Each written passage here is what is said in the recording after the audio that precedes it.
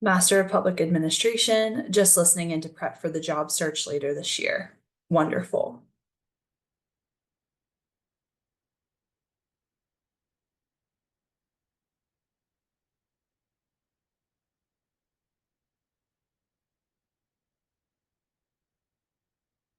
Okay. Well, with that, we will go ahead and get started. It is 5 o'clock. Hi, everyone. Thank you so much for joining us today for A Cover Letter is Like a Love Letter. My name is Erin A. Hart. I'm one of two career counselors serving all graduate students in the Columbian College of Arts and Sciences. And I'm sure many of you who saw this workshop and saw A Cover Letter is Like a Love Letter. That's kind of a strange name for a career workshop. Well, don't worry, you will soon understand why we titled the workshop this way. I will say it does seem pretty fitting considering that Valentine's Day is on Friday this week. But this workshop was called A Cover Letter is Like a Love Letter, even last semester when we delivered it around Halloween, and it was really successful. It seems like a lot of people found it very helpful.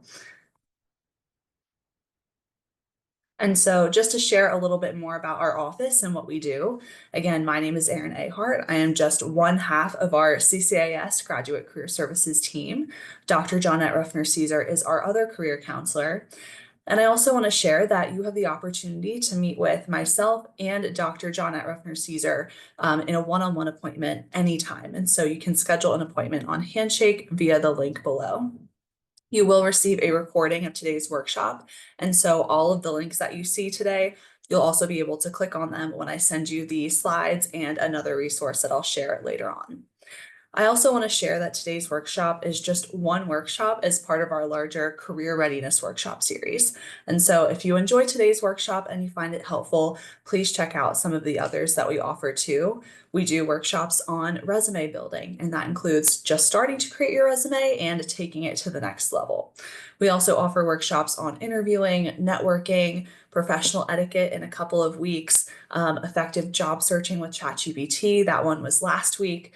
And we also record all of these workshops too. And so if you can't attend one of them and any of those seem interesting to you as you all are job searching, especially those of you who are preparing to graduate in May, please feel free to reach out to us at our emails, which our main email is ccas_careers@gwu.edu. We are here to help. And just to share a little bit more about me and my background, again, my name is Erin A. Hart. I got my start in career services working at Penn State University's Bank of America Career Services Center at University Park, and that's where I received my training. I also have my master's degree in higher education and student affairs from Salem State University. I lived in Salem, Massachusetts, which is about 30 minutes north of Boston. If any of you here are from Massachusetts and know that area. And I'm also a Gallup certified Clifton Strengths coach. And outside of work and in my free time, I'm the host of a career advice podcast called Career Composer. So you can feel free to connect with me on LinkedIn and learn more about me on that platform. But in today's session, you will learn a couple of things. First of all, you will receive an in-depth overview of the love letter format. You will totally understand by the end of today's workshop why writing a cover letter is like writing a love letter. You will unlock the top 3 characteristics of standout cover letters, and you will learn how to integrate these characteristics into your own cover letter. And you'll understand the logic behind what to include in your cover letter and how to use proper organization and formatting through the love letter format. So before we get into it, what is the purpose of a cover letter and why do you need one? And in my opinion, we can start with what the purpose of a cover letter is by learning about the history of the cover letter in general. So many of you might not know this, but the first person to ever write a cover letter was Leonardo da Vinci. He wrote a cover letter when he was writing a letter to the Duke of Milan that listed his skills and qualifications. However, the cover letter that we all know and love today, that version of the cover letter and the term cover letter was first used in a 1956 New York Times ad for an industrial paint chemist position. And that is really what started this trend of using cover letters, and they were pretty much the standard for most job applications by 1965. The reason why a cover letter has that name is because back when you had to print out your application or you had to write it by hand, you would, or use a typewriter, you would have that page. The cover letter was the cover that went on top of your resume. And so even today, your cover letter should really complement and supplement your resume. This is really the full package that you're submitting. They're not, they are two separate documents, but they should really go together. So fast forward to today. Now we all are writing cover letters, except we're applying online and we have the help of generative AI and ChatGPT to help us with our applications and all this other technology at our fingertips. So many people think that that's an advantage, but it actually can be a disadvantage because with the use of modern technology, more people are applying to more positions that they may or may not be qualified for because they have the ability to use generative AI and quickly turn out lots of applications to apply to a large number of jobs. What that does is it increases competition because more people are applying to the same number of jobs. It also makes hiring managers feel really overwhelmed. And it's hard to know when they're reviewing so many applicants how to differentiate one from the other. So, if there's one thing that you take away, I want you to know that every part of your job application is an opportunity to impress the employer and stand out from the crowd. It is so important, and it's more important now than it ever was before, that you nail your cover letter and show the employer that you are the candidate that they've been waiting for. Because I can tell you from being on the hiring side, the employer is just dying to see a resume and a cover letter that sticks out to them, and they know, yep, that's my candidate. That's who I want to interview immediately. So now really getting into what is a cover letter. I mentioned that while a resume and a cover letter are two separate documents, they go together. Your resume is a list of skills and experiences. It quite literally is a bulleted list. If you were to just give an employer your resume, they might think, that's nice. I learn a little bit about them, but what am I really supposed to do with that? Your cover letter tells the employer why that list of skills and experiences should matter to them. I want you to know that the employer has put out this job ad and has this job posting up on LinkedIn and Indeed because they have a problem. They have a task that they need completed. They need someone to do something for their organization. You are trying to show them that you are the solution to that problem, which is why you tailor your materials to each employer.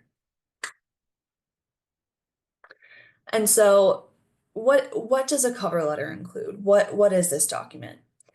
It can be many things. And because it's a blank slate for you to write freely, it's an opportunity for you to tell your story, to showcase your writing and grammar skills. If you are applying for communication-oriented jobs, you better be showcasing your writing skills and do a really good job with your grammar and your tone and your storytelling. It's an opportunity to explain any gaps in your resume. So let's say you have a 10-year gap in your resume because you were a home educator educating your kids or homeschooling your children. That is a time to share why there's that gap in your resume, but also say, it's not really a gap. Here's what I was doing, and here's why my work was meaningful. It's an opportunity to direct the employer's attention to certain aspects of your talent. Again, that's what I mean by the resume is quite literally a bulleted list, and your cover letter is saying, here's why this shows that I'm talented and why I'm the person you want. And finally, it's an opportunity to show off your personality, of course, while still keeping it professional. You can choose to tackle any number of these things in your cover letter, of course, still covering the main components that we'll talk through today. So when an employer reads this, what makes a cover letter impressive to them? They're looking for three things. Your cover letter should demonstrate your knowledge of the position and the organization that you would be working for. So, did you do your research? Do you know what you're applying for? That's really important. The second way You should demonstrate your genuine interest in and excitement about the position and the organization. Do you actually want to work here and do this job based on what you learned through doing your research? And finally, your cover letter should demonstrate your awareness of how your excitement and the experience you bring align with the organization and what the employer is looking for. This part is key. I'm jumping ahead of myself now, but notice how I said your knowledge of the position, your awareness of how the experience you bring aligns with the organization. You're going to do this through keywords and referencing exact explicit language that you see in the job description. But again, I'm getting ahead of myself. If you can do these three things, demonstrate your knowledge, interest, and awareness, your cover letter will be 99.9% better than all cover letters out there.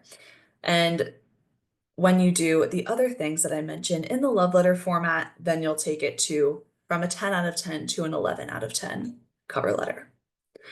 So where do we start? Again, I mentioned that I know seeing a blank sheet of paper where you have free reign to write about whatever you want, that can be really daunting and kind of paralyzing and give you writer's block. So I always recommend that all of my students start by making a list. This really works for me and my brain, and I find that it works for a lot of people. So you're going to make a list that kind of addresses those three buckets, knowledge, interest, and awareness that I mentioned. So first, you want to answer the questions. What do you know about the position and the organization as a whole? You can write down keywords and phrases, their mission, their vision, and their values that you find on the website. What about the position and the organization interests you specifically? Why do those things matter to you? Why is there a values alignment there? And why are you applying for this position in general? You should be able to answer all of these things, and that's what you should be writing about in your cover letter. And the other bucket, awareness. Think about what skills, experience, and personal traits that you have that are required or preferred qualifications in the job description. And what unique strengths do you have that set you apart from other candidates? Real quick, if someone could put in the chat, can you all still see me and still see my screen? I just want to make sure that I'm not speaking without you seeing everything on this screen. But I'll keep going. Yes. All right. Perfect. Good to know. So these are all the things, the knowledge, interest, and awareness buckets that you have to include. But down where at the bottom of the screen where you see the star, your cover letter is also a chance for you to share what you are proud of, who you are, and what you believe that you uniquely offer. And so that's where you might talk about, what are you most proud of? What do you want them to remember about you if they remember one thing about you?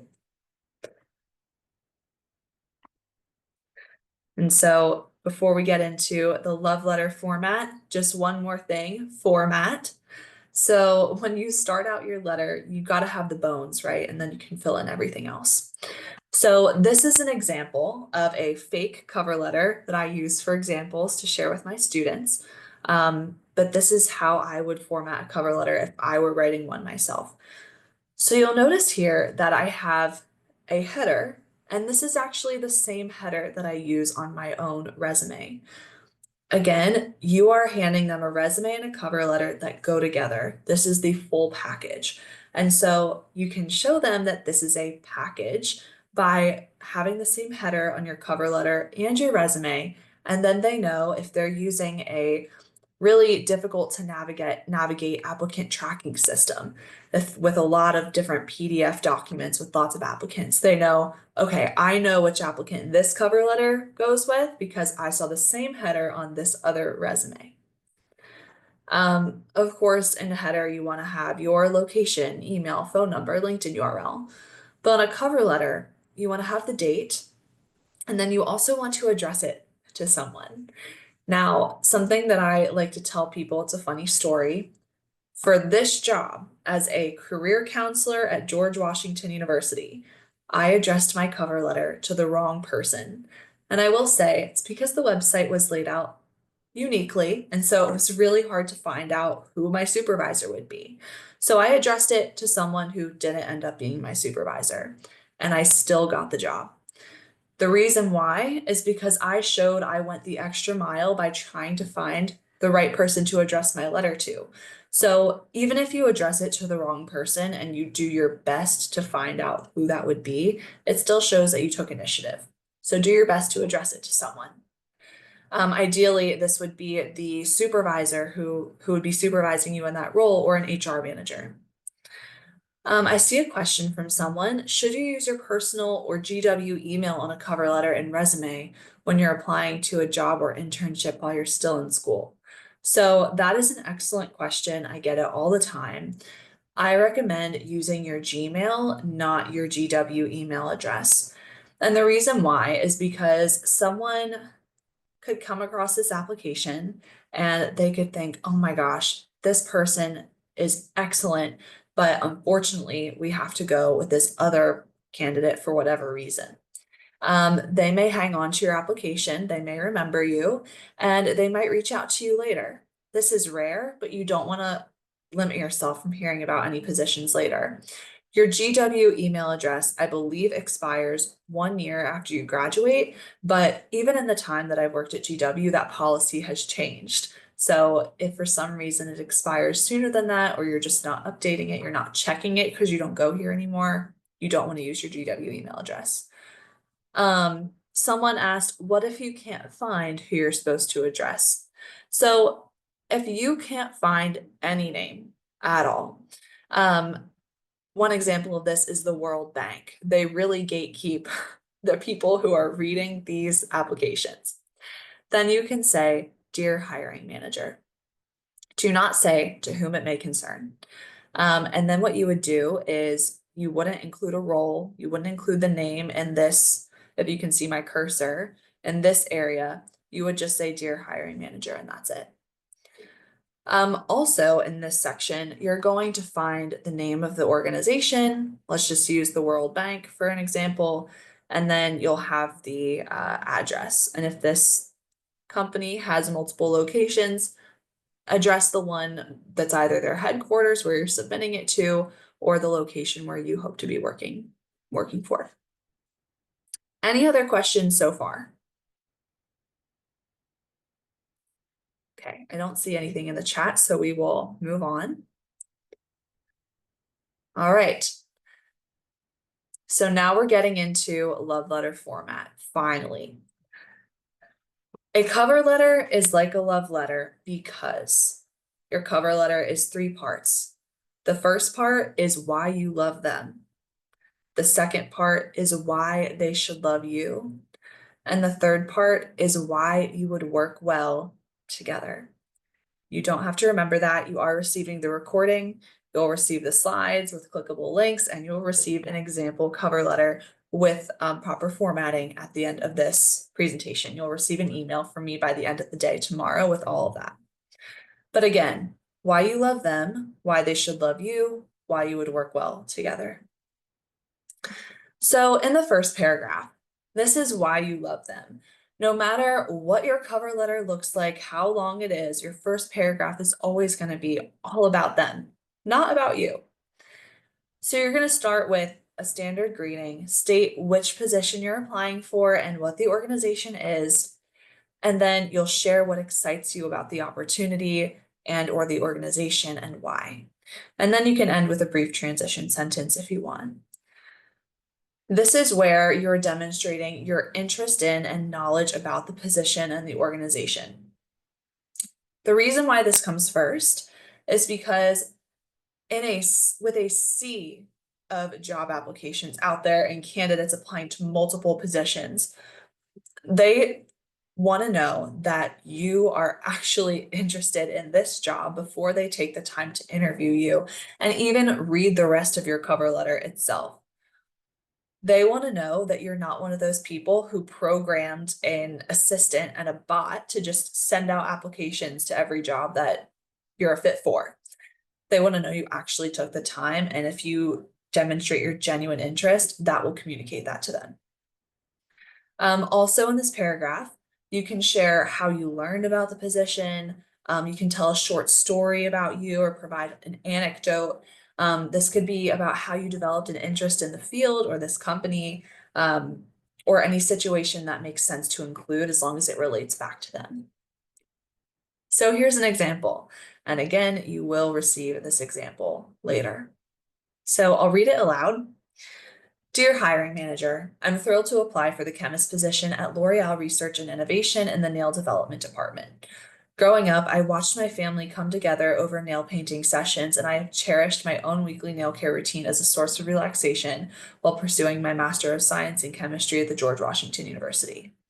Joining L'Oreal would allow me to contribute my passion for chemistry to creating and enhancing top-tier affordable nail products that resonate with people like my family and me. I'm equally excited about the opportunity to be a part of a team that celebrates creativity, innovation, and responsible beauty. I look forward to sharing more about my experience and enthusiasm for L'Oreal. So that is a very standard example of a why you love them paragraph. The highlighted parts are keywords and phrases that were taken directly from the job description. And so let's talk through why this is such a great example of a first paragraph. First, it states what position they're applying for. This is important at large organizations that are hiring for multiple positions at once. It tells a story about this person that is highly relevant to the role. So L'Oreal also stated in the job description that this example was created from, that the ideal candidate would have a connection to L'Oreal's mission and their products. This is also the paragraph where you use that brainstorming list that I talked about earlier and what you came up with in the first block. So sharing what you know about the position and the organization as a whole. This person said creativity, innovation, and responsible beauty, which are keywords they took from the job description. They share why they're interested, why those things matter to them, and why they're applying for the position. Now, that paragraph was actually written with the help of ChatGPT. Um, Now, since I created this workshop originally, we also created another workshop called Effective Job Searching with ChatGPT. And I have tried to be as clear as possible, but I just really want to drive the point home that ChatGPT is a tool. It is not a crutch, and it's not a starting point. That may be harsh, but I really need to make you all aware that, again, it is not a crutch, it is not a starting point, it is a tool to take your cover letter to the next level. The reason why I'm being such a stickler with this right now is because our career services team recently started hiring for an internship position. We had 6 candidates that we were looking at, and I was disappointed because not in the candidates, not in their experience, 4 out of 6 of them had clearly used ChatGPT to write their cover letter because I saw common phrasing, I saw the same paragraph structure, and I saw similar things in each one that made absolutely no sense based on the programs that these students were coming from. And so for someone like me who does this kind of work, or for our hiring manager in HR who is looking at cover letters over and over and over again, they will start to recognize common phrases that kind of flag to them, I think this person used ChatGPT. And you never know who is going to be reviewing your letter. It could be someone in Gen Z who absolutely loves ChatGPT, thinks that it is the best tool that was ever created. It could be someone from another generation or just who doesn't like ChatGPT. And that's an instant no pile. So that example that I just showed you on the previous slide was still a good example because it was not entirely written by ChatGPT. This paragraph that you see on the screen now was actually the original paragraph that someone wrote. This is the before that you see now. What I would recommend doing is I would write your entire cover letter yourself. I would not use ChatGPT to help you write it, which if I did a good job leading this workshop, you won't need ChatGPT at all. But I would write your letter yourself first. Then I would take out bits and pieces that you want your help, ChatGPT's help with, grammar and tone and maybe structure and organization. And then see how it rephrases those couple of sentences and use it for ideas on how to make your writing better. But it should not be used to help you come up with ideas. It should not be used for idea generation. Another thing you could do is write your entire cover letter, put it into ChatGPT, and you can see the entire new cover letter it comes up with. I think I have a prompt on the screen. Yeah, edit this paragraph of a cover letter to be more persuasive and clearly communicate this applicant's excitement about and alignment with the role. You can do that, but you never want to copy and paste what ChatGPT spits back at you, because applicant tracking systems are also now being developed to show the hiring manager when someone used ChatGPT, and the applicant tracking system itself might flag it. So you also don't want the system to flag your application before it even gets to the hiring manager. And so I would have it rewrite your letter or your paragraph, and then take bits and pieces and edit your original document so you have better writing. That's my rant. That was a little bit of a tangent. I just want to make it very clear, because I don't want any of you all in this meeting who might be using ChatGPT to limit yourself and keep yourself from getting amazing opportunities because your application is flagged. That's all I'm going to say about that. We can now move on to paragraph 2. Paragraph 2 is why they should love you.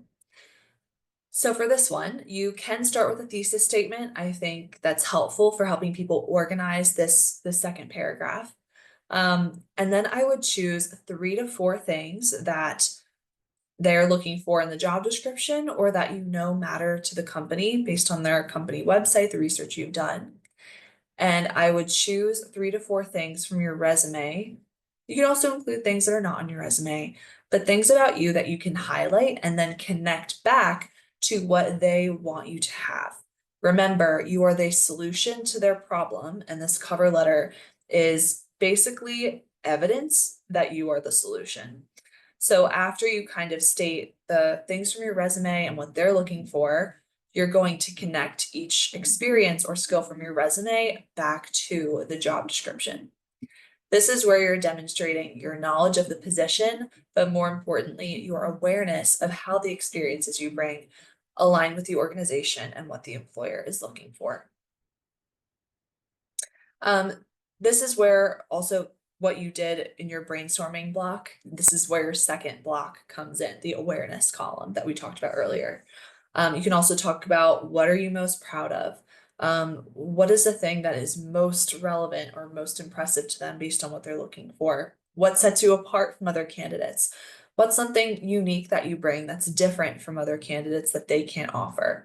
What skills or experience do you have that shows them, again, you check off their boxes, and what do you want to be remembered for? Okay, so another pro tip, spell it out for them. Connect your experience to the job description. The reason why I'm also hammering this point home is because the first person reading your cover letter is probably not a person at all. It's AI, it's an applicant tracking system. And so I used to work in HR, and when I used Indeed for employers, Indeed would sort the applications based on the keywords it saw that most matched up with our job description. And so if the first person reading your cover letter is AI, what it will do is it may not filter out your application completely, but it will rank the applications by fit. And so you are connecting your experience to the job description using keywords, so the hiring manager reads your application first. Then the second person reading your application is probably an HR professional. So that was me when I worked in HR, who is not an expert in your role. Now, the roles I was hiring for were mechanic and machinist positions at a large chemical company. And so I knew nothing about machinery. I knew nothing about being a mechanic. So I was looking for them to explain to me why they had this experience. You will cater to AI by using specific language from the job description, and then you'll make it easier for the HR professional to understand why you're right for the role by connecting your experience to what they're looking for. One pro tip that another career counselor here at GW who works for the Trachtenberg School shared with me is that the HR person reading this should be able to take a highlighter. And if they had your job description, the cover letter, and the resume next to each other, they should be able to use a highlighter and find similarities in all three of those documents. So here's an example paragraph too, and you'll notice it's 2 paragraphs. You can think of your cover letter as 3 paragraphs, or you can think of it as 3 parts. And so in this example, it's actually a 4 paragraph cover letter. Your paragraph 2 is really your 2 body paragraphs. And so I'll read this through as well. My internship at Estee Lauder best prepared me for this role, providing me with valuable technical expertise, safety knowledge, and collaborative experience within a high-performing team. There, I contributed to the successful launch of 3 new skincare products within a tight 6-month timeline. I was responsible for conducting stability tests and ensuring compliance with safety regulations, which will allow me to successfully conduct stability tests and retrieve safety approvals in this role. Additionally, my commitment to community impact aligns perfectly with L'Oreal's dedication to responsible beauty.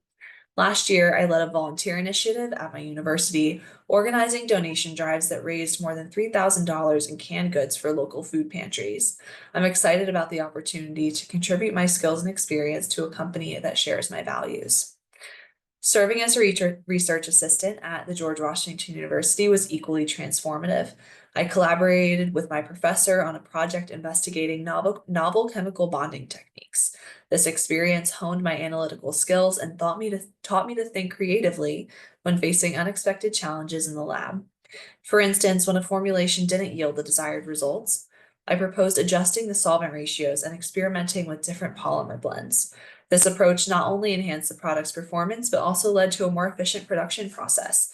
This hands-on experience directly aligns with the innovative spirit of L'Oreal, where I'm excited to apply my problem-solving skills to develop innovative, high-performance nail products that truly resonate with consumers.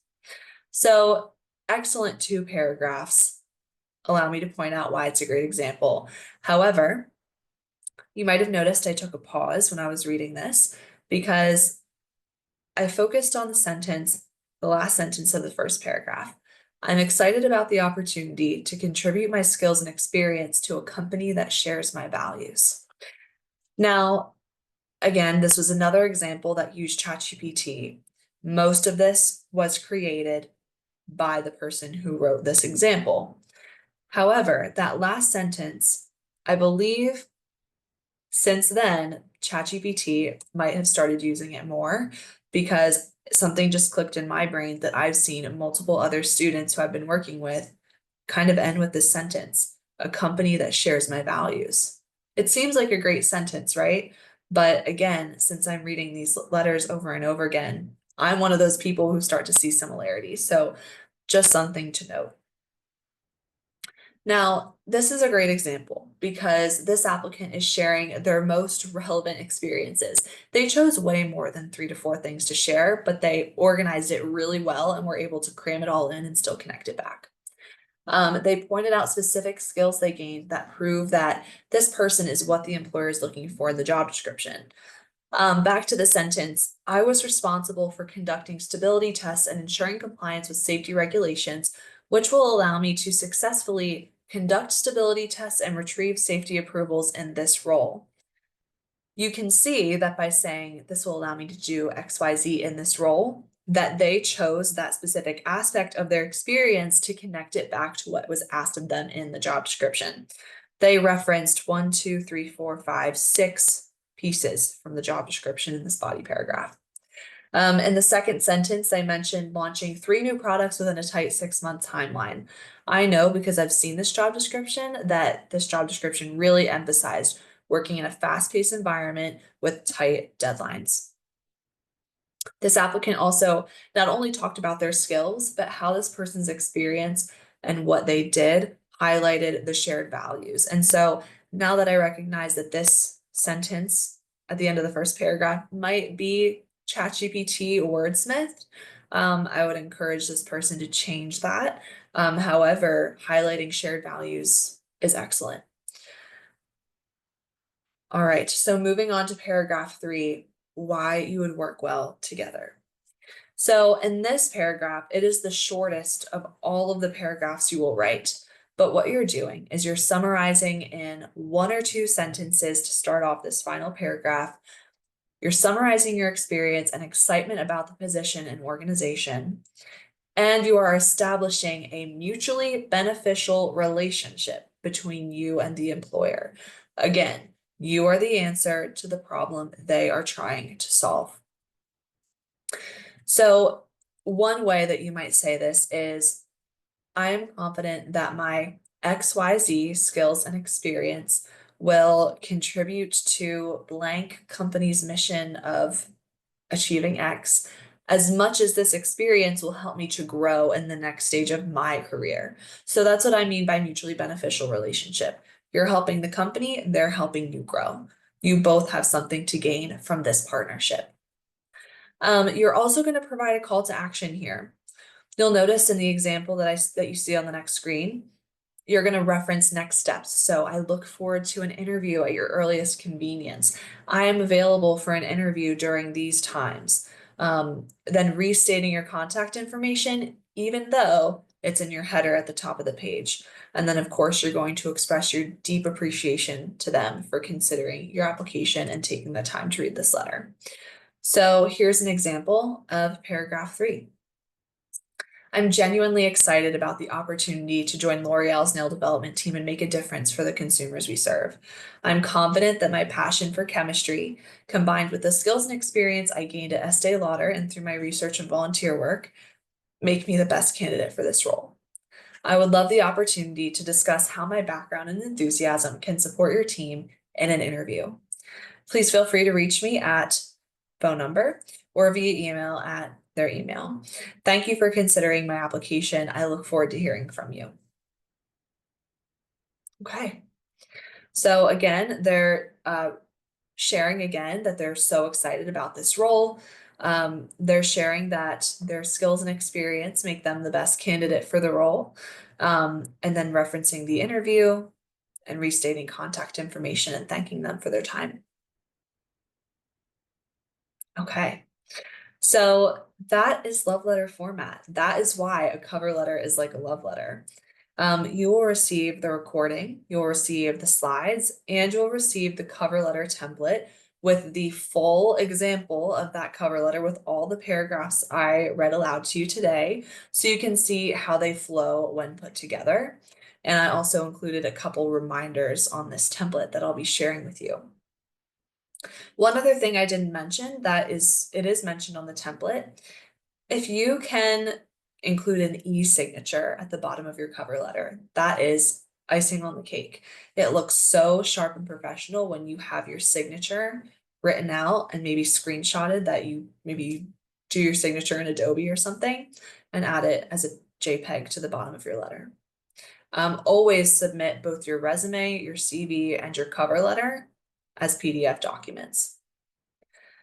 So to end, we have some exciting events coming up. Our Career Services Open House and Valentine's Day Cookie Handout is tomorrow from 10:30 a.m. to 5 p.m. on our Foggy Bottom campus in Smith Hall, room 118. And so I will be there, Dr. Johnette Ruffner-Caesar will be there, and you can ask us any career-related questions you have. I mentioned I run a podcast in my free time, but we also released a podcast for Columbian College students providing career advice in 5 minutes per episode or less. It's called Minute Mentor, Quick Tips for Career Success. And you can see, in this podcast series, myself and another counselor, Paul Binkley, we distill must-have career insights that will help you be more successful as you explore who and what you want to be. So our first episode is on Spotify already. The official launch is tomorrow, and we talk about what employers are looking for.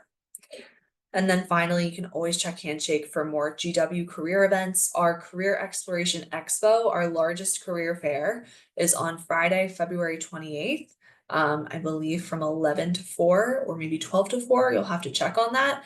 But last time there were more than 67 different employers, local and national, who come to GW, and you can meet them in person to learn about opportunities. And with that, I want to thank you all so much for sticking with me, learning about how to write your cover letter. And now I'd love to open the floor for questions, and I will stop sharing my screen.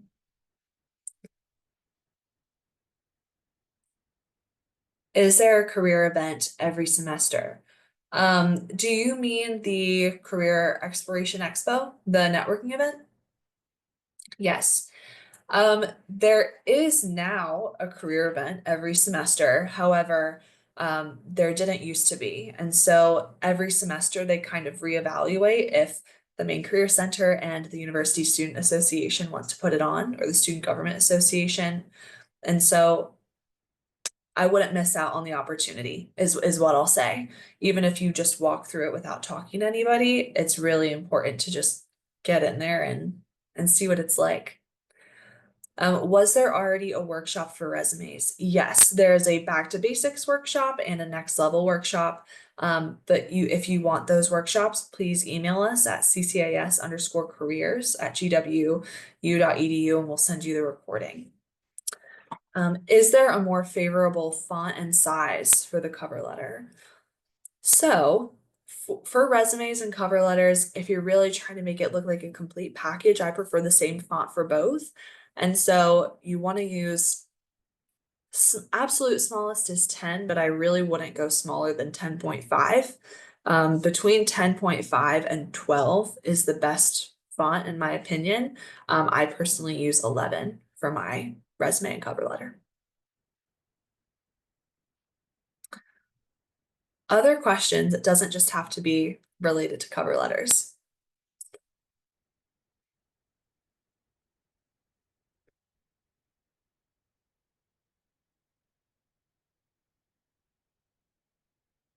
Okay. Well, I'll stick around for one more minute to see if anyone has specific questions for me. But thank you all so much for attending today's workshop. I hope it was helpful. And please look out for that follow-up email from me by the end of the day tomorrow. And I hope you all have a great rest of your evening and enjoy the snow if you're on the East Coast.